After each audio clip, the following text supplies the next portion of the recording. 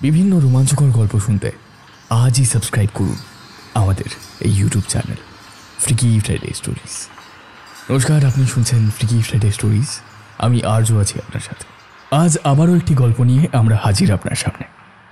তবে তার আগে একটা ছোট্ট বিষয় আপনার সাথে শেয়ার করি। ইউটিউব বলছে আমাদের 70% ভিউয়ার্স যারা আমাদের গল্পগুলি শোনেন তারা আমাদের সাবস্ক্রাইব না করেই চলে যান। এমনটা করবেন না প্লিজ। আপনার একটা সাবস্ক্রিপশন আমাদের জন্য অনেকটা মূল্যবান। তাই প্লিজ এই গল্পটি যদি আপনার ভালো লাগে, আমাদের কাজ যদি আপনার ভালো লাগে, তাহলে আমাদের সাবস্ক্রাইব করে তারপরেই যাবেন। আপনি যদি চান তাহলে আমাদের একজন মেম্বার হতে পারেন। কিভাবে হবেন? ওই যে সাবস্ক্রাইব বাটনের পাশে একটা জয়েন বাটন দেখতে পাচ্ছেন, ওই জয়েন বাটনে ক্লিক করলে মাত্র 29 টাকার বিনিময়ে আপনি পেয়ে যেতে পারেন আমাদের বেশ কিছু কন্টেন্টের আর্লি অ্যাক্সেস এবং বেশ কিছু কন্টেন্ট যেগুলো আমরা শুধুমাত্র আমাদের মেম্বারদের জন্যই তৈরি করি। আজ আপনি শুনবেন লেখিকা প্রজ্ঞা চক্রবর্তীর কাহিনী ঘাঘর বুড়ি। গল্প পাঠে সায়ন্তন, গল্পের সূত্রধার আমি আর্য। শুনতে থাকুন আমাদের আজকের গল্প, প্রজ্ঞা চক্রবর্তীর কলমে ঘাঘর বুড়ি।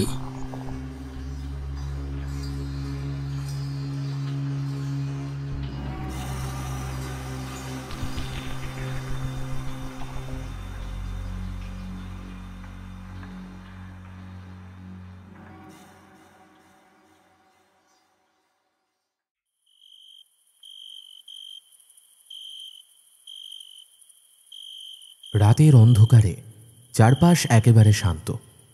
জঙ্গলে ঘেরা গ্রামটা একেবারে চুপচাপ। তবে একদম চুপচাপ বলা ভুল। জঙ্গলের ভেতর থেকে ভেসে আসছে সুমধুর বাঁশির ধ্বনি, যেন কেউ তার মনের মাঝে লুকোনো সমস্ত যন্ত্রণা ঢেলে দিচ্ছে ওই সুরে। তবে কে যে বাঁশি বাজায় তা কারোর জানা নেই। তবে গ্রামের কিছু মানুষ রাতের অন্ধকারে ওই সুর শুনেছে। দু একজন সাহস করে খুঁজেও দেখেছে, তবে কেউ কিছুই বলতে পারেনি।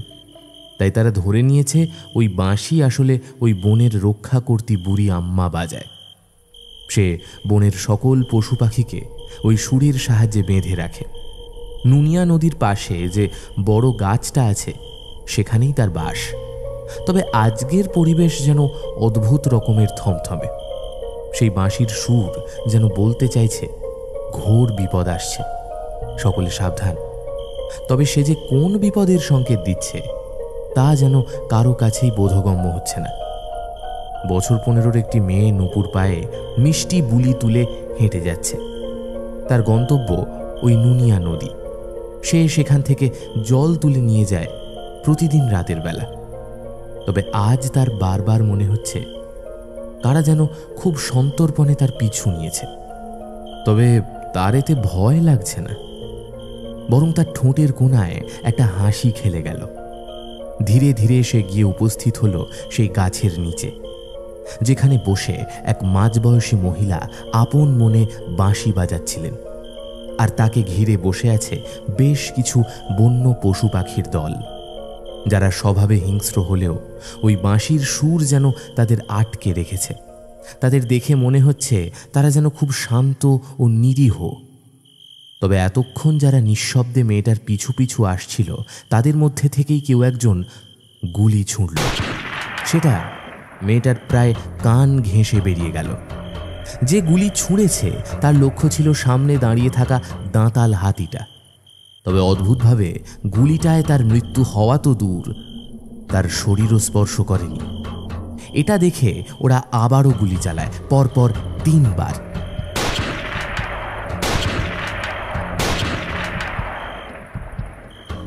তবে ফলাফল সেই শূন্য।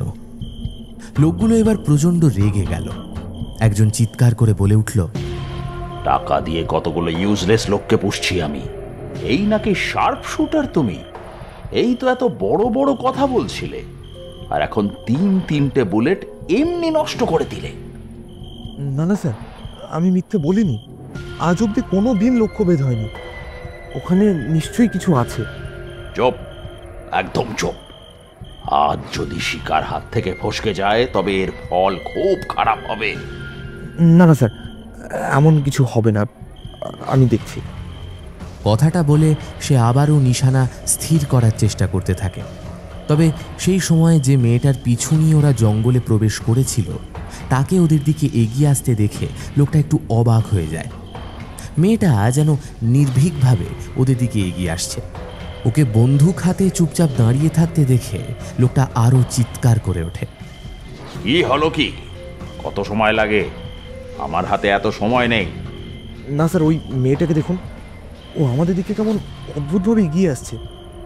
হ্যাঁ, তাতে কি সমস্যা হয়েছে? এখন সামান্য একটা ছোট মেয়েকেও কি আমাদের ভয় পেতে হবে নাকি?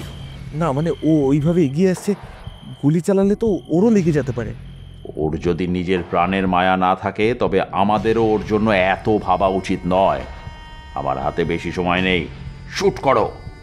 না স্যার, আপনি বুঝতে পারছেন না, একটা মানুষকে মেরে ফেলবো এইভাবে? তুমি যদি না পারো তাহলে আমাকে বলে দাও, কাজটা আমি করে নিচ্ছি। না মানে স্যার। লোকটাকে আর কিছু বলতে না দিয়ে সে নিজে ওর হাত থেকে বন্দুকটা কেড়ে নেয়, আর তারপরেই কিছুটা দূরে থাকা হাতিটাকে লক্ষ্য করে পরপর দুবার গুলি ছোঁড়ে।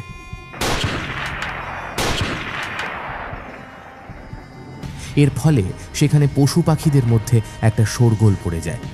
ওদের দেখে মনে হয় যেন আগের গুলিগুলো ওরা শুনতেই পায়নি। ওরা ওখান থেকে সরে যেতে শুরু করে। এরপর আচমকাই যে মেয়েটা ওদের দিকে এগিয়ে আসছিল সে হাসতে শুরু করে।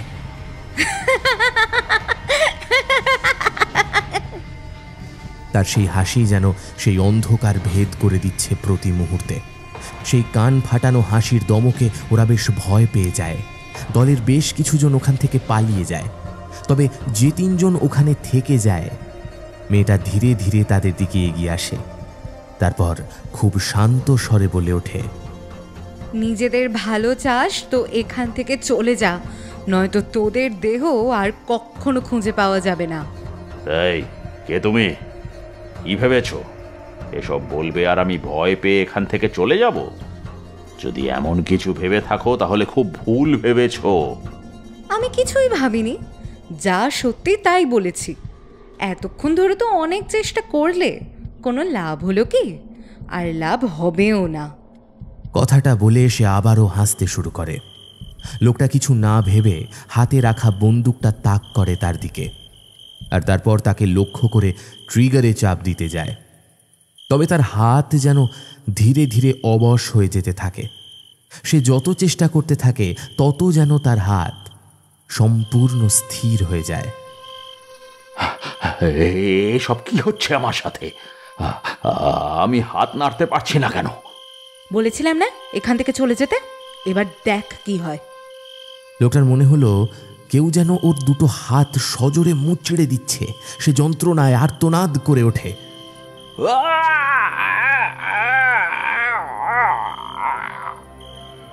ওই জঙ্গলের মধ্যে তার আর্তনাদ যেন ঘুরে ফিরে কানে বাজতে থাকে। হাতের পর ধীরে ধীরে ওর বাকি শরীরটাও অবশ হয়ে যাচ্ছিল। ধীরে ধীরে মাটিতে লুটিয়ে পড়ে ছটফট করতে থাকে।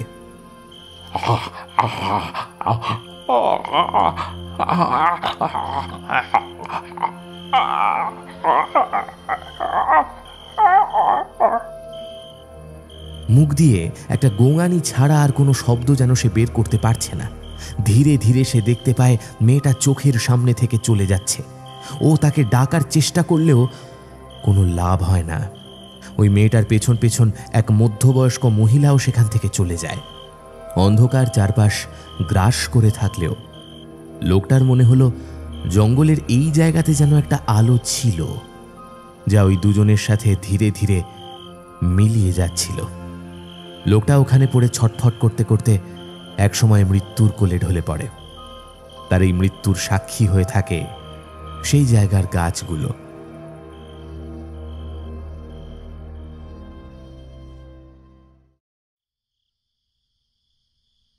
একটা কাজ তোমাদের দেওয়া হয় না, কত বড় লস হয়ে গেল জানো? সরি স্যার, কিন্তু বিশ্বাস করুন আমরা চেষ্টা করেছিলাম। কি চেষ্টা করেছিলে? কি চেষ্টা করেছিলে? বলেছি না আই ওয়ান্ট সাকসেস। ওসব চেষ্টা টেষ্টা, ওসব এক্সকিউজ আমি শুনতে চাই না। আমরা কোনো এক্সকিউজ দিচ্ছি না, যা সত্যি তাই বলছি। সত্যি? কোনটা সত্যি? না না, কোনটা সত্যি? স্যার সত্যি ওখানে এমন কিছু একটা আছে যার জন্য আমরা গুলি চালালেও কোনো কাজ হয়নি। বাজে কথা, ওখানে কিচ্ছু নেই। আসলে তোমরা ঠিকভাবে নিজেদের টার্গেট সেট করতে পারোনি, তোমাদের এত বড় দায়িত্ব দেওয়াটাই আমার ভুল হয়েছে। এভাবে বলবেন না স্যার, আমরা আমাদের সবটুকু দিয়ে চেষ্টা করেছিলাম, কিন্তু ওই বাচ্চা মেয়েটা আর ওই মহিলা, ওখানে কিছু একটা ব্যাপার আছে স্যার। Just shut up! আমি তোমাদের আর এখানে দেখতে চাই না। গেট লস্ট, চলে যাও এখান থেকে। স্যার আমার কথাটা। I said leave. ও আর কিছু বলে না, চুপচাপ ওখান থেকে বেরিয়ে যায়। এখন ওর আর কিছু বলার নেই। এমনিতেই আগের দিন রাতের ঘটনাটা এখনও মন থেকে পুরোপুরি মুছে ফেলতে পারেনি। তার উপর বসের অমন চিৎকার, সব মিলিয়ে যেন মাথাটা পুরো ঘেঁটে যায় রাজের। তাই আর কিছু না ভেবে অফিস থেকে বেরিয়ে চুপচাপ চলে যায় পাশের গুমটির চায়ের দোকানে। এটা মূলত নামেই অফিস, এর পেছনে চলে চোরা কারবারের ব্যবসা। এত বছর ধরে এই ব্যবসার সাথে জড়িত থাকলেও কাল রাতে যখন ওইভাবে মানুষ খুন করার কথা বলা হয়, তখন ও আর নিজেকে সামলাতে পারেনি। দোকানের সামনের বেঞ্চে বসে একটা চা দিতে বলে রাজ। মনে মনে ভাবতে থাকে, এতদিন টাকার জন্য অনেক অপরাধ করেছি। সত্যি বলতে সেই সময় টাকাটা খুব দরকারও ছিল, কিন্তু তার মানে মানুষ খুন করতে হবে এটা স্বপ্নেও ভাবিনি।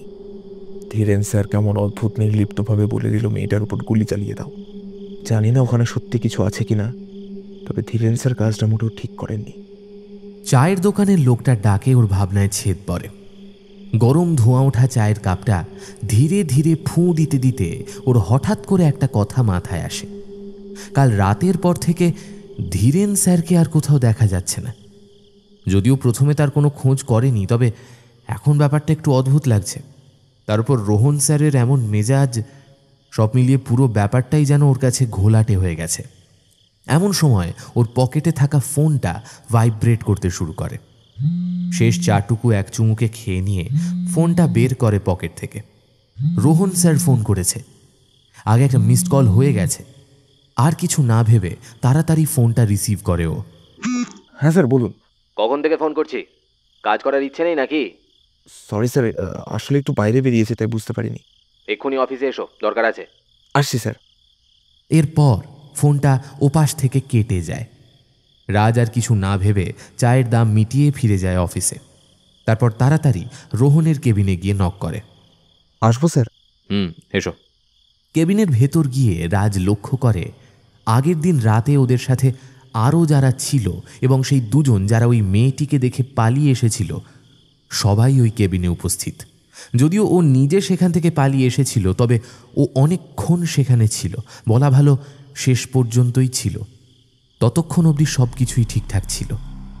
তবে ওই মেয়েটাকে ওভাবে হাসতে দেখে ও আর ওখানে দাঁড়িয়ে থাকতে পারেনি। তারপর থেকে তো ধীরেন স্যারও গায়েব। তাহলে এরা কি কোনো খোঁজ পেয়েছে? কথাগুলো ভাবতে ভাবতে ও একবার সবার মুখের দিকে তাকায়। তারপর ধীরে ধীরে বলে, স্যার কোনো সমস্যা হয়েছে? এসো। ওদের সাথে নিশ্চয়ই পরিচয় আছে। স্যার, কিন্তু কি হয়েছে? ওরা জানিয়েছে ধীরেন আর বেঁচে নেই, অথচ এই খবরটা তোমার কাছে ছিল না। সকালে যখন জিজ্ঞেস করলাম তাও কিছু বললে না। টাকা দিয়েছিলাম একটা কাজ করার জন্য, আর তুমি কিনা কাজ না করে পালিয়ে এলে। এসব আপনি কি বলছেন স্যার? আপনাকে তো সবটাই খুলে বললাম। ওই সময় আমাদের হাতে আর কোনো উপায় ছিল না। তোমার কাছে কোনো প্রমাণ আছে যে তুমি সত্যি কথা বলছো? স্যার ওরাও তো ওখানে ছিল, ওদেরকে জিজ্ঞাসা করুন না কি হয়েছিল ওখানে। ওরা আমাকে সবটা বলেছে, আর ওরা আমাকে সবটা বলেছে বলেই আমি তোমাকে আবারও জিজ্ঞেস করছি। এখনো সময় আছে, সত্যি কথাটা বলো। স্যার আমি একা নই, ওরাও ওখান থেকে পালিয়ে এসেছিল, বরং আমার আগে ওরা ওখান থেকে সরে পড়েছিল। এই একদম মিথ্যে কথা না। আমরা ওখান থেকে সরে পড়েছিলাম? হ্যাঁ আমরা, বরং তুই ওখান থেকে পালিয়ে গেছিলি। আরে স্যার যখন তোকে বললো যে মেয়েটাকে গুলি করতে, তখন যদি তুই স্যারের কথা শুনে মেয়েটাকে গুলি করতি, তাহলে স্যার আজকে বেঁচে থাকতো। তুই গুলি করলি না, উল্টে ওখান থেকে পালিয়ে এলি। কাপুরুষ কথাকার। রাজের কথা শেষ হতে না হতেই লোকটা কথাগুলো বলে ওঠে।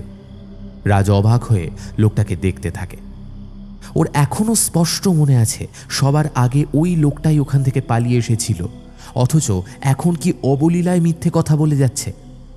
তবে একটা কথা ওর মাথায় আসছে না, এরা এত কিছু জানলো কি করে? কেউ তো ওখানে ছিল না, নাকি এরা পালিয়ে যাওয়ার ভান করে আশেপাশে কোথাও লুকিয়েছিল? কথাগুলো ভাবতে ভাবতে রাজ অবাক হয়ে বলে, এসব আপনি কি বলছেন? হ্যাঁ, এটা ঠিক যে আমি মেয়েটাকে গুলি করিনি। আর তাছাড়া কেনই বা মেয়েটাকে গুলি করব? মেয়েটার সাথে স্যারের মৃত্যুর কি সম্পর্ক? দেখুন স্যার, প্রমাণ হয়ে গেল তো যে আমরাই সত্যি কথা বলছি। লোকটাকে এরকম অদ্ভুতভাবে মিথ্যে কথা বলে যাচ্ছে। রাজ তাও বোঝানোর চেষ্টা করে। স্যার, আপনি ভুল ভাবছেন। একটা বছর 15 মেয়ে কি করে ওনার মতো একটা লোকের মৃত্যুর কারণ হতে পারে? যেখানে উনি একজন শার্প শুটার ছিলেন, শুধু তাই নয়, যথেষ্ট বুদ্ধিমান ছিলেন, সেখানে ওইটুকু একটা বাচ্চা মেয়ে কি করে ওনার মতো লোকের মৃত্যুর কারণ হতে পারে স্যার?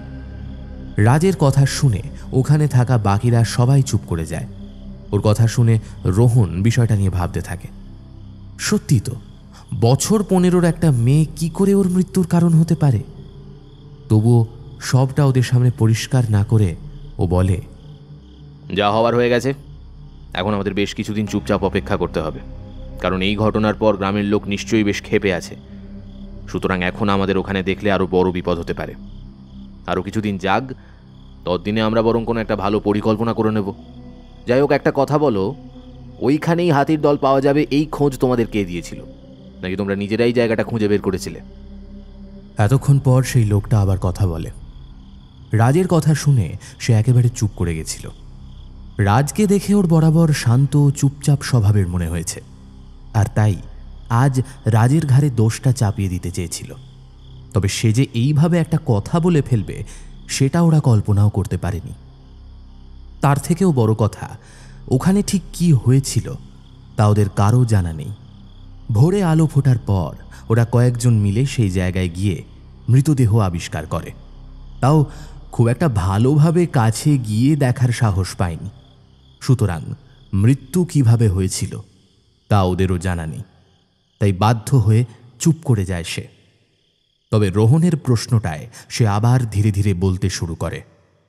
আসলে স্যার, আপনি তো জানেনই, ধীরেন স্যার কখনো ওনার সোর্স কাউকে বলতে চাইতেন না। তাই কেরালার এই অংশে ঠিক কোথায় সাদা হাতে দেখা গিয়েছিল এবং সেই খবরটা ওনাকে কে দিয়েছিল তা আমাদের কেউ জানি না। তবে এখানে আসার পর স্থানীয় একটা ছেলের সাথে ওনাকে বেশ কয়েকবার কথা বলতে দেখেছিলাম। তখন ওনাকে জিজ্ঞেস করায় উনি জানান যে ওইটাই ওনার সোর্স। তার থেকেই শুনেছিলাম যে রাতের বেলা কে নাকি এই জঙ্গলের মধ্যে বাঁশি বাজায়। স্থানীয়দের কথা মতো তিনি নাকি ঘাগর চণ্ডী, যিনি ওই বন জঙ্গল ও সেখানে থাকা সকল পশু পাখি ও আদিবাসীদের রক্ষা করেন। তবে ওর কথা অনুযায়ী ওটা আসলে কোনো দেবী না, কেউ এমনি ওখানে বসে বাঁশি বাজায়, আর সেই সুরেই পশু পাখিরা ওখানে জড়ো হয়। সেই মতোই আমরা ওখানে গিয়েছিলাম। ওর কথা সত্যি ছিল, তবে তারপর আমরা আর কিছু করতে পারিনি। বুঝলাম, ঠিক আছে, যাও এখন এখান থেকে। ও দাদু, ওই গল্পটা বলো না গো, অনেক দিন তো হয়ে গেল। কোন গল্প? ওই যে সেই বুড়িমার গল্প। কতবার তো বলেছি ওই গল্প। বলো না গো। উফ, তুই না দিন দিন বড্ড দুষ্টু হচ্ছিস। সে তুমি যাই বলো, আমাকে কিন্তু ওই গল্প বলতেই হবে। আচ্ছা বাবা, বলছি, না বললে তো আর ছাড়বি না। বছর 15 গৌরী কথাটা শুনে খিলখিল করে হেসে উঠল।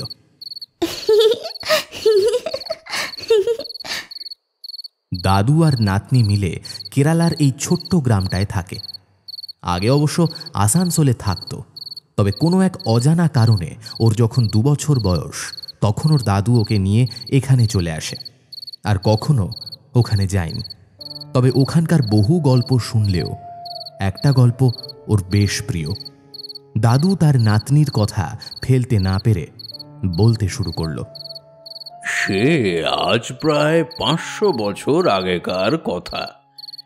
আসানসোল মহানগর তখন ধু ধু করা মাঠ এবং আসান গাছের জঙ্গল। এই আসান হচ্ছে এক ধরনের বড় গাছ, যার ছাল ফুটো করলে প্রচুর সুমিষ্ট জল বেরোয়। আর শল হচ্ছে রাঢ় বাংলার ডাঙ্গাল ভূমি। তবে দুঃখের বিষয়, এখন আর আসানসোলে আসান গাছ দেখা যায় না। যদিও তামিলনাড়ু ও দক্ষিণ ভারতে পাওয়া যায় সেই গাছের যে কত গুণ। যাই হোক, মূল গল্পে আসি। তখন আসানসোলে এত জনমানুষ ছিল না। জনমানবহীন প্রান্তরে এক আধটি বাড়ি, 2-3টি বাড়ি নিয়ে এক একটি ক্ষুদ্র গ্রাম। এইসব গ্রামগুলোতে যজমানি করতেন এক গরিব ব্রাহ্মণ। তার নাম ছিল কাঙালিচরণ চক্রবর্তী। প্রতিদিন নুনিয়া নদী পেরিয়ে ওধারের গ্রামগুলিতে যেতেন পুজো অর্চনা করতে, আবার পায়ে হেঁটে নদীর পাড়ে এসে নৌকো করে নদী পেরিয়ে ফিরে আসতেন নিজ বাড়িতে। এইভাবেই বহু কষ্টে দিন কাটাতেন তিনি। কিন্তু তবুও তো সংসার চলে না। এইরকমই এক শীতের দিনে, দিনটি ছিল 1 মাঘ। যজমানের ঘরে পুজো করে সেদিন কিছুই পাওয়া যায়নি, এমনকি ভিক্ষা করেও ঝুলি খালি। নুনিয়া নদী পেরিয়ে এসে ক্ষুধা তৃষ্ণায় ক্লান্ত কাঙালিচরণ এক গাছতলার শীতল ছায়ার নিচে শুয়ে পড়লেন। কাতরভাবে ডাকতে লাগলেন মা চণ্ডীকে। এ তোর কেমন বিচার মা? এইভাবে তো দিন চলে না। না তো নিজের খাবার জোগাড় করতে পারি, আর না তো বাড়ির লোককে দুবেলা দুমুঠো খাবার দিতে পারি। এই কোন পাপের শাস্তি দিচ্ছিস আমাকে? কোন পাপের শাস্তি? কথাগুলো বলে কাঁদতে কাঁদতে কখন যেন ঘুমিয়ে পড়েছিলেন। হঠাৎ কিসের আওয়াজে ধড়মড়িয়ে উঠে বসলেন। ওই জনহীন প্রান্তরে কে যেন লাঠি ঠুকঠুক করে এগিয়ে আসছে। বুঝতেই পারেননি যে এত বেলা হয়ে গেছে। যখন জেগেছিলেন তখন সূর্যদেব মাথার উপরে ছিলেন, আর এখন প্রায় অস্তাচলে। কিন্তু বাঁশের লাঠি ঠুকঠুক করে ছাড়া তো আর কোনো শব্দ শোনা যাচ্ছে না। নুনিয়া নদীর গর্জনও কখন যেন থেমে গেছে। তারপর ভালো করে চারপাশ তাকালেন তিনি। এ কি, দিনের আলো তো এখনো আছে, অথচ কিছুটা জায়গা একদম অন্ধকার কেন? তবু অন্ধকারের মধ্যে পরিষ্কার দেখা যাচ্ছে। ওই তো এক ঘাগরা পুরোহিত বুড়ি ঠুকঠুক করতে করতে বাঁশের লাঠি নিয়ে আমার দিকেই তো এগিয়ে আসছেন। এই সময় এখানে উনি কি করছেন? হ্যাঁ, সেই বুড়ি কিছু না বলে কাঙালিচরণের সামনে এসে দাঁড়ালেন। কাঙালিচরণের চোখ যেন ঝলসে গেল, সারা শরীর দিয়ে যেন বিদ্যুৎ ঝলক বয়ে গেল।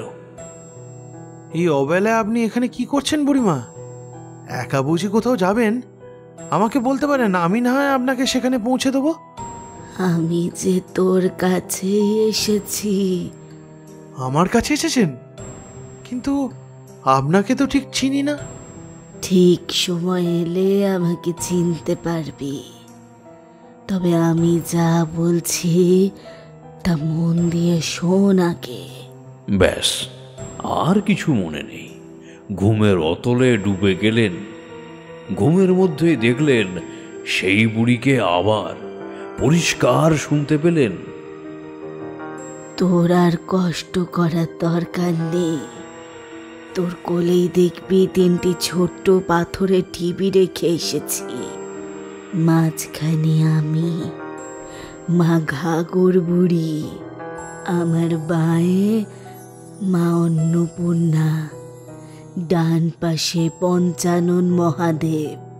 এখানেই মন্দির প্রতিষ্ঠা কর, আর কোথাও যেতে হবে না।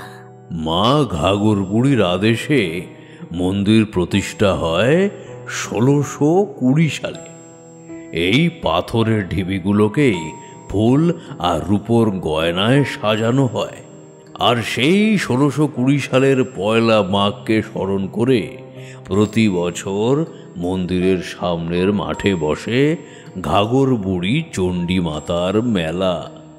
আসানসোল মহকুমা যেমন কয়লা ও ইস্পাত শিল্পের জন্য বিখ্যাত, তেমনি বিভিন্ন জাগ্রত দেবদেবীর আশীর্বাদ পুষ্ট ও ও মহিমা মণ্ডিত এই ভূমি। আসানসোল শহরের উত্তরে নুনিয়া নদীর তীরে অধিষ্ঠিতা রাঢ় বাংলার জাগ্রত দেবী মা শ্রী শ্রী ঘাঘর বুড়ি। বুঝলে দিদি ভাই? কে এই ঘাঘর বুড়ি? ইতিহাস বলছে কাশীপুর মহারাজার রাজ্য সীমানা ছিল আসানসোল পর্যন্ত। জমিজমার পুরনো রেকর্ড থেকে দেখা যায় তদানীন্তন কাশীপুর মহারাজের নাম।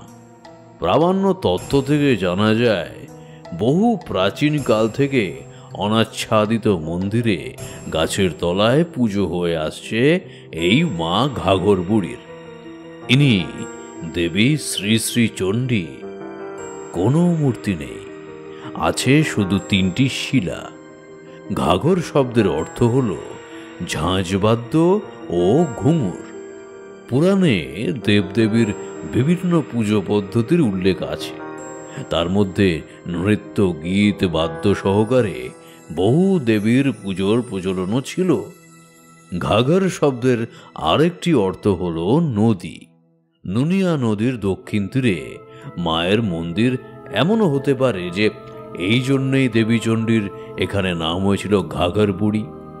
একসময় মায়ের পুজো নৃত্য, গীত, বাদ্য সহকারে হতো।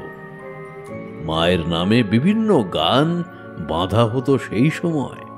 তবে আজ আর সেসব কিছুই নেই, কেবল ওই পুজোটাই হয়। এমনকি বেশ কিছু বাড়িতেও মায়ের আশীর্বাদী মাটি, মানে ওই অঞ্চল যেখানে মাকে প্রতিষ্ঠিত করা হয়েছিল, সেখানকার মাটি নিয়ে পুজো করা হয়। আচ্ছা দাদু, এখন তো আমি বড় হয়ে গেছি, তাই না? এ আবার কেমন প্রশ্ন দিদি ভাই? বলো না, আমি বড় হয়ে গেছি তো। তা হয়েছে কিছুটা, কিন্তু এমন প্রশ্ন কেন করছো? তাহলে এবার অন্তত আমাকে বলো, আমরা কেন সেই আসানসোল ছেড়ে এখানে চলে এলাম? আমার মা বাবা কোথায়? তাদের সাথে কি হয়েছিল? এসব কথা কেন জানতে চাইছো দিদি ভাই?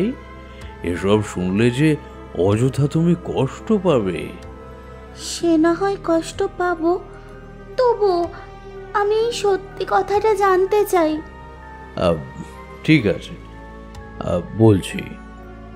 আসলে আমরা ছিলাম ওই অঞ্চলের আদি বাসিন্দা।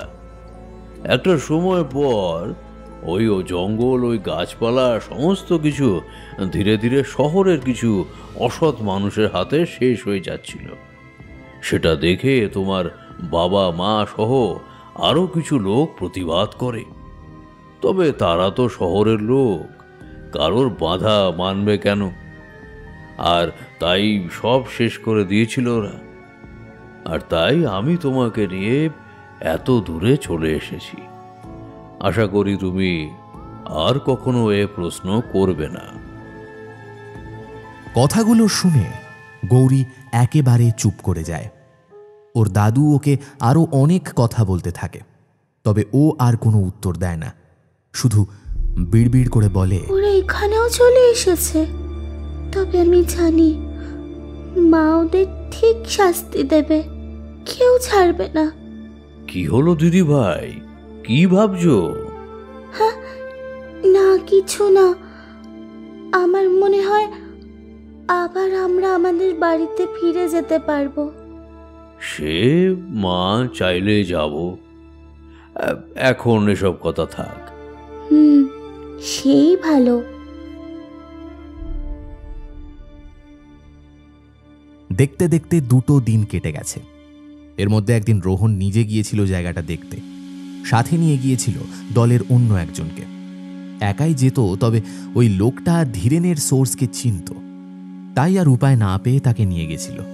তবে সেখানে যেতেই সেখানকার আদিবাসীরা ওকে ঘিরে ধরে। একটা বছর 30-এর যুবক এগিয়ে আসে ওদের দিকে। যুবককে এগিয়ে আসতে দেখে ওই লোকটা ফিসফিস করে বলে, স্যার, এই সেই লোকটা, এর কথাই আমি আপনাকে সেদিন বলছিলাম। ও কি তোমায় চেনে নাকি? আমাদের দেখে এভাবে এগিয়ে আসছে যে? হতে পারে স্যার। আসলে এখানে যাদের দেখছেন তাদের অধিকাংশই আমাদের মতো সভ্য মানুষদের খুব একটা পছন্দ করেন না। ও যদি এগিয়ে এসে আমাদের সাহায্য করে তবে ভালোই হবে। আমাকে মনে হয় চিনতে পেরেছে, কারণ একবার আমাদের সামনাসামনি দেখা হয়েছিল। বুঝলাম, দেখি ও কি বলে। ওদের কথার মাঝেই সেই লোকটা এসে ওদের সামনে দাঁড়ায়। তারপর একবার ওদের আর পেছন ফিরে বাকি লোকেদের দেখে নিয়ে ও ফিসফিস করে বলে, এ কি, আপনারা আবার এখানে এসেছেন? সেদিন যে বললাম কাজ হয়ে গেলে এখান থেকে চলে যেতে, কথাটা শুনলেন না কেন? এবার যদি কোনো বিপদে পড়েন তাহলে কি হবে বুঝতে পারছেন? ওর কথা শুনে রোহন বেশ রেগে যায়, তবে ওর পেছনে থাকা লোকেদের দেখে নিজের রাগটা সংবরণ করে নেয়। তারপর দাঁতে দাঁত চেপে বলে ওঠে, তোমার কথা অনুযায়ী কাজ হয়ে গেলে আমরা এখান থেকে চলে যাব, তাই তো? কিন্তু কাজটাই তো হয়নি। কাজ হয়নি মানে? আপনারা হাতির দলকে খুঁজে পাননি? একদম কোনো কিছু না জানার ভান করবে না। যদি নিজের ভালো চাও তাহলে চুপচাপ আমাদের সাথে চলো, তোমার সাথে আমার কিছু কথা আছে। এখন তো এভাবে যাওয়া সম্ভব না। আপনারা কোথায় আছেন সে ঠিকানা দিয়ে যান, আমি কিছুক্ষণ পর গিয়ে আপনাদের সাথে দেখা করব। আমার হাতে অত সময় নেই, 10 মিনিট সময় দিচ্ছি, তার মধ্যে আমাদের সাথে এসো। রোহনের কথা শুনে লোকটা বেশ রেগে যায়, তবুও নিজের রাগটা চেপে নিয়ে রোহনের সাথে থাকা লোকটাকে দেখে বলে, আরে আপনি অন্তত ওনাকে কিছু বলুন। এভাবে এখন আমি আপনাদের সাথে গেলে বিপদে পড়ব সবাই। এই বিপদে আমরা কম নেই, আমাদের একজন অলরেডি মারা গেছে। আমি সব জানি, আপনারা যান, আমি এক্ষুনি আসছি। রোহন আরও কিছু বলতে যাচ্ছিল, তবে পেছনে থাকা ওখানকার লোকেদের এগিয়ে আসতে দেখে ওই ছেলেটা তাদের একটা ধাক্কা দিয়ে ওখান থেকে সরে যায়। রোহনের সাথে থাকা লোকটা ওকে চেপে ধরে, তারপর কানের কাছে ফিসফিস করে বলে, আগের দিন আমরা যেখানে ছিলাম আজকেও সেখানেই থাকবো। বেশি সময় নষ্ট করো না, তাড়াতাড়ি চলে এসো, খুব গুরুত্বপূর্ণ কথা বলার আছে, এসো। কথাটা বলে ওকে এক প্রকার ধাক্কা দিয়ে রোহনকে হাত ধরে টানতে টানতে নিয়ে বেশ কিছুটা দূরে চলে যায়। ঘটনার আকস্মিকতায় রোহন প্রথমে কিছুই বুঝতে পারে না, তবে কিছুক্ষণ পর নিজেকে সামলে নিয়ে এক ঝটকায় হাতটা ছাড়িয়ে নিয়ে চিৎকার করে ওঠে সে, এই এখানে কি আর কি হচ্ছে? আমাকে কেউ একটু বলবে এখানে হচ্ছেটা কি? ওইদিকে ক্লায়েন্ট রোজ ফোন করে আমাকে জিজ্ঞেস করছে কবে আমরা জিনিস ডেলিভারি দেবো, আর এখানে তোমরা আমার সাথে ইয়ার্কি মারছো। নীল, আমি তোমাকে শেষবারের মতো বলছি, যদি আমি আর 2 দিনের মধ্যে জিনিস না পাই তাহলে কিন্তু আমার থেকে খারাপ আর কেউ হবে না, আমি বলে দিলাম। স্যার, আপনি যা চাইছেন সব পাবেন, শুধু আমার কথাটা একটু বোঝার চেষ্টা করুন। ওই যে মানুষগুলো তখন দেখলেন, আমরা একবার যদি ওদের হাতে পড়ে যেতাম তাহলে আর প্রাণ নিয়ে আমাদের ফিরতে হতো না। আর ওই ছেলেটার সাথে যদি আর কিছুক্ষণ দাঁড়িয়ে কথা বলতাম তাহলে লোকগুলো এটা বুঝতে পারতো যে ছেলেটা আমাদের জন্য কাজ করছে, ওকে ওরা বাঁচিয়ে রাখতো না স্যার। এখন যদি ও মারা যায় তাহলে আমরা আর কোনো রকম ইনফরমেশন পাবো না। একমাত্র ওর পক্ষেই বলা সম্ভব যে আমরা কিভাবে ওই হাতির দলের সন্ধান পাবো। যা ভালো বোঝো করো, তবে একটা কথা আমি বলে দিলাম, কালকের মধ্যে যদি হাতির দাঁত পাওয়া না যায় তাহলে তোমাদের কাউকে আর খুঁজে পাওয়া যাবে না, এটা আমি বলে দিয়ে গেলাম। কথাটা বলে রোহন নিজের ঘরে চলে যায়। নীল ওখানে দাঁড়িয়ে থাকে। ওর মন বলছে যে জায়গাতে আগের দিন ওরা গেছিল আজ সে জায়গাতে গেলে ওরা কেউই আর বেঁচে ফিরতে পারবে না, তবে হাতে যে আর কোনো উপায়ও নেই। কিছুক্ষণ পর হঠাৎই দরজায় জোরে জোরে কেউ ধাক্কা দিতে থাকে।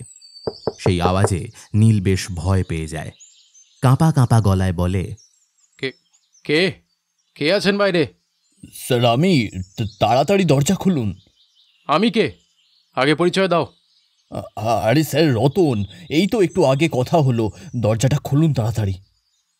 ওর গলা শুনে নীল কিছুটা স্বস্তির নিঃশ্বাস ফেলে দরজাটা খুলে দেয়, আর দরজা খুলতেই সে ঝড়ের বেগে ভেতরে প্রবেশ করে।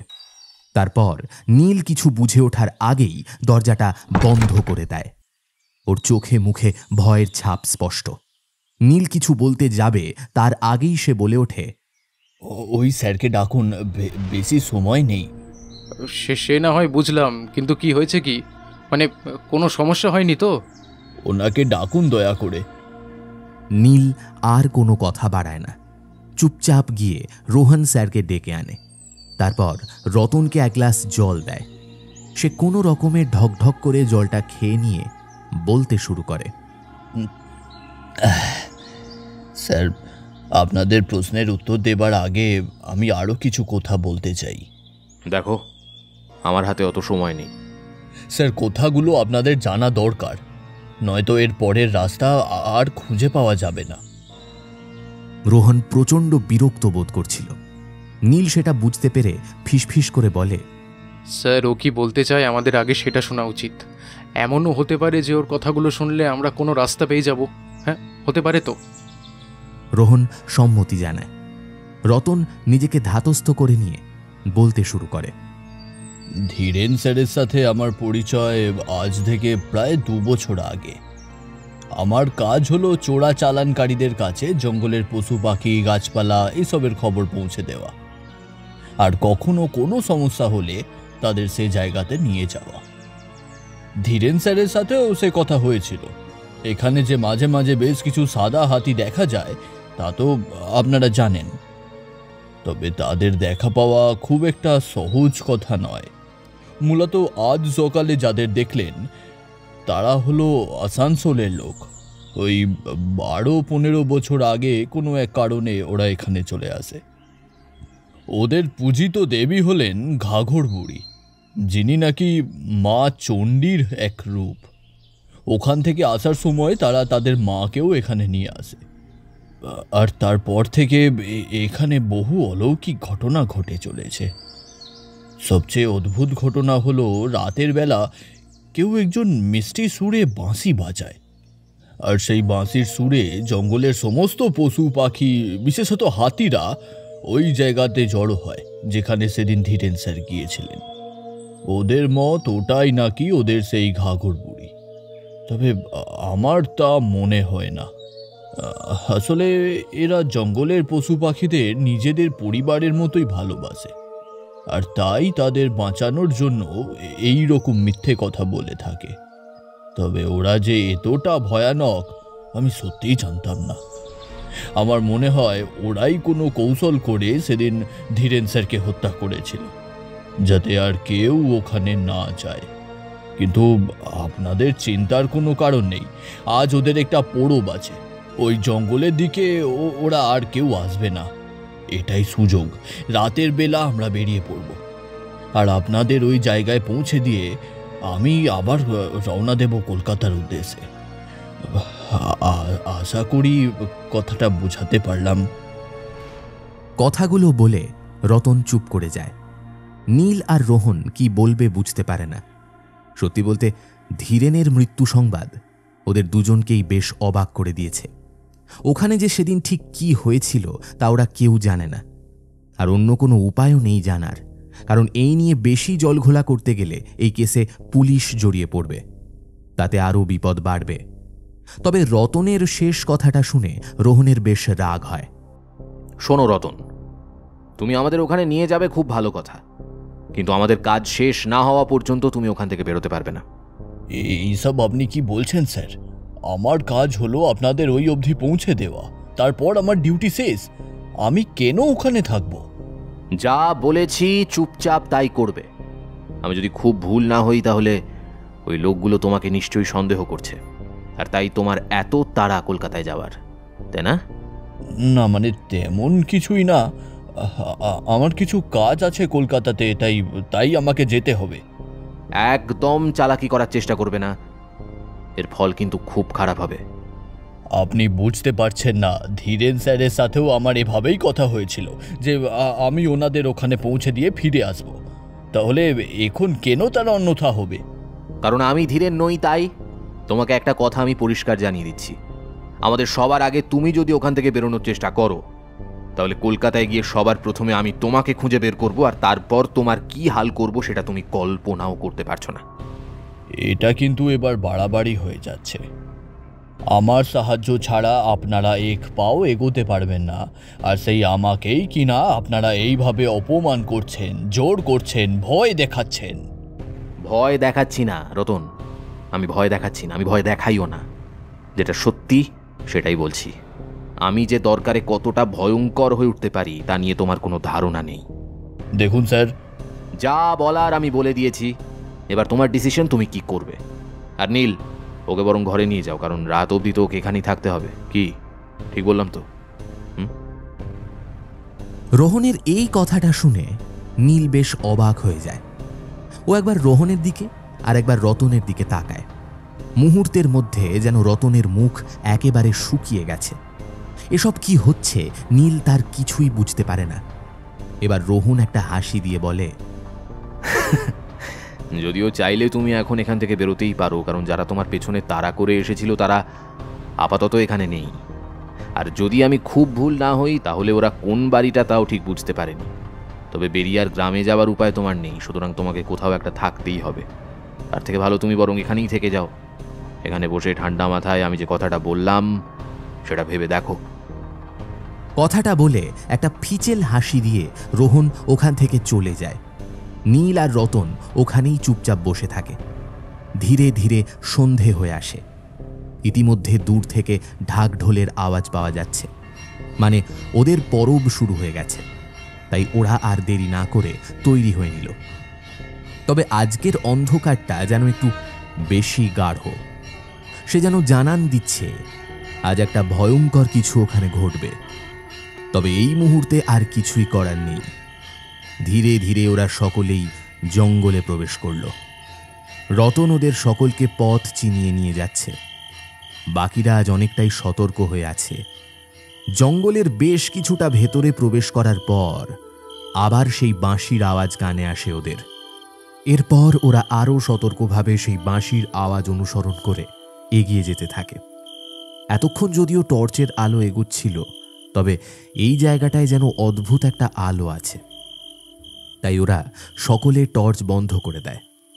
ওরা যত এগিয়ে যাচ্ছে নীলের যেন অদ্ভুত একটা অনুভূতি হচ্ছে।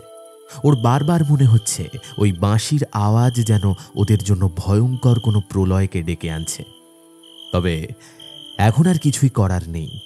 সবটাই ভাগ্যের হাতে ছেড়ে দিয়ে ও এগিয়ে যেতে থাকে বাকিদের সাথে। বেশ কিছুটা যাবার পর রতন এক জায়গায় থেমে যায়।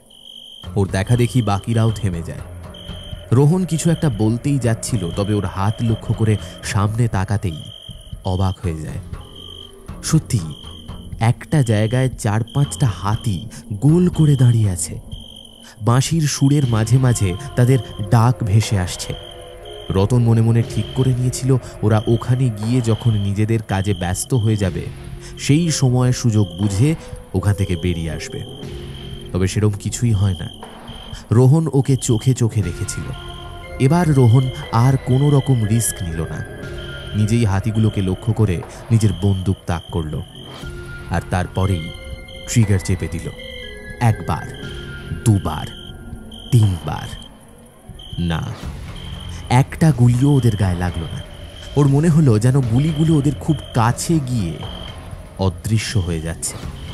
এমন সময় একটা হাসি শুনতে পেল ওরা।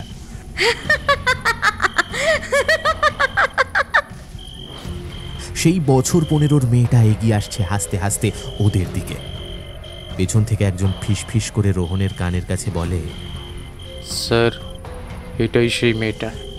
আগে ওকে গুলি করুন স্যার, তারপরে বাকিদেরকে। তুমি নিশ্চিত এই মেয়েটা? হ্যাঁ স্যার, আমি একেবারে নিশ্চিত এইটাই সেই মেয়েটা। এইটুকু একটা বাচ্চা মেয়ে কি করে ধীরেনের মতো একজনকে খুন করতে পারে? না না না না, এটা অসম্ভব। স্যার, গ্রামের মেয়েদের পক্ষে সব সম্ভব। রোহন আর কোনো কথা বলে না। মেয়েটাকে লক্ষ্য করে পরপর 2 বার গুলি চালায়। আর তখনই ঘটে বিপত্তিটা। গুলির শব্দে হঠাৎ করে সেই বাঁশির সুর থেমে যায়, আর তার সাথে সাথে সেখানে থাকা হাতিগুলো পাগলের মতো ছোটাছুটি শুরু করে দেয়। তাদের মাঝখান থেকে বেরিয়ে আসে মধ্যবয়স্ক একজন মহিলা, যার পরনে একটা ঘাগড়া এবং হাতে একটা লাঠি, আর বাঁশিটা কোমরের কোমর বন্ধনীতে গোঁজা। সে লাঠি হাতে ঠক ঠক করতে করতে ওদের দিকে এগিয়ে আসছে। রোহন আবারও গুলি চালাতে যায়। হাওয়ায় মিলিয়ে গেল।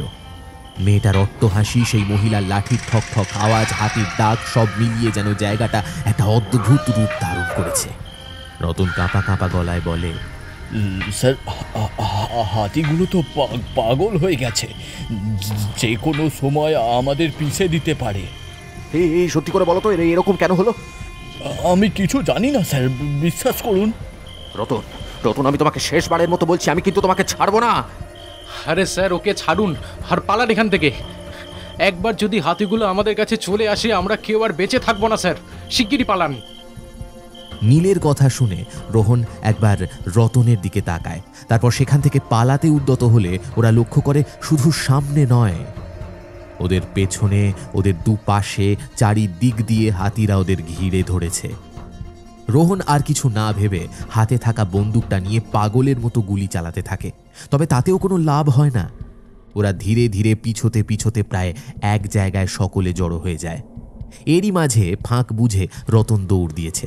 ওই মেয়েটা ওই হাতিগুলোর মাঝখান থেকে ধীরে ধীরে এগিয়ে আসে ওদের দিকে। ওরা আমার সন্তান, আমার পরিবার, আর তোরা কিনা কটা টাকার জন্য ওদের মারতে চাইছিস? সেদিনও বলেছিলাম নিজেদের ভালো চাস তো এখান থেকে ফিরে যা, তোরা যাসনি। তোদের দলের একজনের মৃত্যুও তোদের থামাতে পারেনি। তবে আজকে আর তোরা এখান থেকে পালাতে পারবি না। তোর ওই বন্দুকও তোকে বাঁচাতে পারবে না। কে তুমি? আমি কি তা দিয়ে তোদের কোনো লাভ নেই, বরং তোরা এবার তোদের মৃত্যুর জন্য প্রস্তুত হ। আমরা দলে কতজন আছি দেখেছো? তুমি ওই একজন মিলে আমাদেরকে শেষ করতে পারবে ভাবছো না? কখনো না, কখনো না। আমি কেন তোদের শেষ করব? যাদের তোরা মারতে এসেছিলি তারাই তোদের শেষ করবে। এতদিন তোরা এই হাতির দলকে পায়ের তলায় পিষে মারতে চাইছিলিস, তাই না? আজ দেখ হাতির পায়ের তলায় পড়ে পিষতে কেমন লাগে। না না না, এরকম কিছুই হবে না। এই তোমরা দাঁড়িয়ে দেখছো কি? গুলি চালাও, গুলি চালাও। ওই প্রাণীগুলো আজও আগ্নেয়াস্ত্রকে ভয় পায়। গুলি চালাও সকলে, ফায়ার। তবে ওর কথাতেও যেন কোনো কাজ হয় না। বাকিরা একদম জড়বস্তুর মতো চুপচাপ দাঁড়িয়ে আছে, যেন চেয়েও ওরা হাত চালাতে পারছে না। তবে রোহন থেমে থাকে না, সে এলো পাথারি গুলি চালাতে থাকে। তবে অবাক করা বিষয়, ও যত গুলি চালাচ্ছে তত যেন হাতিগুলো আরও ক্ষেপে গিয়ে ওদের দিকে তেড়ে আসছে, অথচ একটাও গুলি ওদের স্পর্শ করতে পারছে না। নীল এবার কাঁপা কাঁপা গলায় বলে, স্যার, দয়া করে গুলি চালাবেন না স্যার, দয়া করে গুলি চালাবেন না। বন্দুক ফেলে দিন, তাতে যদি আমরা এখান থেকে বেঁচে বেরোতে পারি। না না না না, কিছুতেই হতে পারে না। রতন, সত্যি করে বলো কি হচ্ছে ওখানে? কেন গুলিগুলো ওদের গায়ে লাগছে না? স্যার, আপনি কাকে ডাকছেন স্যার? রতন এখানে নেই। সে অনেকক্ষণ আগে এখান থেকে পালিয়ে গেছে স্যার, আমাদের ছেড়ে। হোয়াট? পালিয়ে গেছে? কিন্তু আমাদের তো চারপাশ দিয়ে হাতিরা ঘিরে ধরেছে, ও পালালো কোথা দিয়ে? জানি না স্যার, এখন ওসব ভাবার সময় নেই স্যার। বন্দুক ফেলে দিন, এখান থেকে পালানোর চেষ্টা করতে হবে আমাদের। কোনো লাভ নেই, কেউ পালাতে পারবি না, তোরা এখান থেকে কেউ পারবি না। আর তখন থেকে তোরা যাকে খুঁজছিস সে আসলে একটা মরিচিকা, একটা মায়া। মেয়েটার কথা শুনে ওরা সকলে অবাক হয়ে যায়। নীল কাঁপা কাঁপা গলায় বলে, একটা জলজ্যান্ত মানুষ নাকি মায়া? মানে কি এসবের?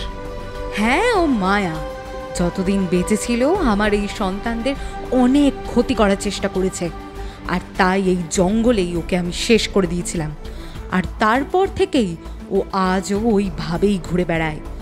তোদের মতো লোকেরা ওকে দেখতে পায় আর ওর কথা শুনে এই ফাঁদে পা দেয়। কিন্তু সকালে যে দেখলাম গ্রামবাসীরা ওকে তাড়া করেছিল, এমনকি গ্রামবাসীরা তো আমরা যখন ওর সাথে কথা বলছিলাম তখনও সেখানে উপস্থিত ছিল। হ্যাঁ, উপস্থিত ছিল, কিন্তু সেটা ওকে তোদের কাছে যেতে দেখে নয়, বরং তোদের দেখে তোদের সাবধান করার জন্য তোদের দিকে এগিয়ে যাচ্ছিল। কিন্তু তোদের ওই রকম অস্বাভাবিক আচরণ দেখে ওরা যা বোঝার বুঝে গিয়ে ওখান থেকে সরে গিয়েছিল। আর ওরা ওকে তাড়া করে তোদের বাড়ি অবধি যায়নি, বরং তোদের সন্ধানেই ওখানে গেছিল। তবে খুঁজে না পেয়ে তোদের ভাগ্যের হাতে ছেড়ে দিয়ে ওরা নিজেদের পরবে মেতে উঠেছে এখন। ওরা আর কেউ কিছু বলতে পারে না। হাতির দল ধীরে ধীরে ওদের ঘিরে ধরে। রোহন পাগলের মতো চিৎকার করতে থাকে। বাকিরাও পালানোর পথ খুঁজতে থাকে। এমন সময় ওই দলের সবচেয়ে বড় হাতিটা তেড়ে আসে রোহনের দিকে। ও আবারও গুলি চালাতে যায়, তবে হাতিটা বিকট গর্জন করে ওকে নিজের সুর দিয়ে শূন্যে তুলে ধরে। রোহন আর্তনাদ করে ওঠে,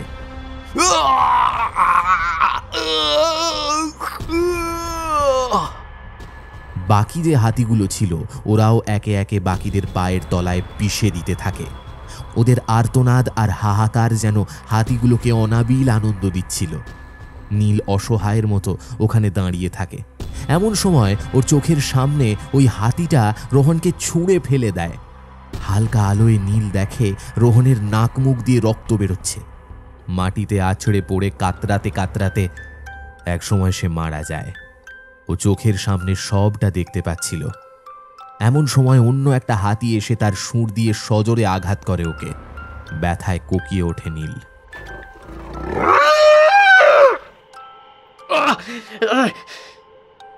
ওর কানে যেন সেই সুর ভেসে আসছে। সেই মহিলা আবারও বাঁশি বাজাতে শুরু করেছে। সেই বাঁশির সুরে হাতিগুলো যেন ধীরে ধীরে শান্ত হতে থাকে। নীলের মনে হয় যেন এই বাঁশি ওদের চালনা করে যাচ্ছে প্রতিনিয়ত। ওদের দলের আর কেউ বেঁচে নেই। ওর পেটে আর ওর মাথায় যেভাবে আঘাত লেগেছে ও বুঝতে পারে যে ও আর বেশিক্ষণ বাঁচবে না। তবে চোখের সামনে দেখতে পায় ওই মত্ত হাতির দল কেমন যেন শান্ত হয়ে ওই মহিলা ও মেয়েটার পেছন পেছন চলে যাচ্ছে। ও নিজের অজান্তেই বিড়বিড় করে বলে ওঠে, এরা ওর সন্তান, কিন্তু কে ও? এইটুকু একটা মেয়ের এত ক্ষমতা? ধীরে ধীরে ওর চোখ বন্ধ হয়ে আসে। সেই বাঁশির সুর যেন ওকেও শান্ত করে দিচ্ছে ধীরে ধীরে, চিরকালের জন্য।